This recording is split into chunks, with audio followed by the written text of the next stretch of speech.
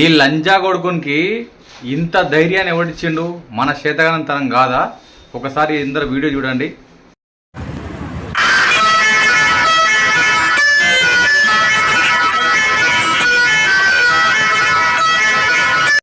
వీడు నడి రోడ్డు మీద వాని ప్రైవేట్ పార్ట్ని ఓపెన్ చేసి బస్ స్టాప్లో కూర్చున్న హిందూ అమ్మాయిలకి వాడు ఓపెన్ చేసి చూపిస్తుండు కుత్బులాపూర్లో.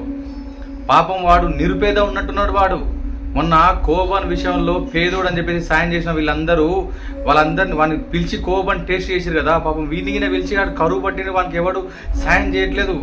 వాడిని పిలిచి ఇంటికి పిలిచి టేస్ట్ చేయొచ్చు కదా, వానికి సహకారం అందించవచ్చు కదా, వానికి ఏమైనా హెల్ప్ చేయొచ్చు కదా.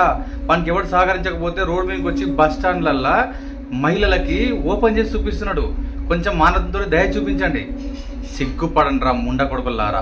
అంత ధైర్యంగా ఏ మాత్రం కళ్ళల్లో భయం లేకుండా బహిరంగ ప్లేస్లో ఆడవాళ్ళకి ఆయన ప్రైవేట్ ప్లేస్ చూపిస్తున్నాడు అంటే రేపు మీ ఇండ్లకు వచ్చి మీ ఆడవాళ్ళని గుంజి రేపులు చేయాలని గ్యారంటీ ఏముందిరా? సిగ్గుపడండి రా సెక్యులర్ కుక్కలారు. ఇప్పటికైనా ఇంకెంత దిగజారుతారా?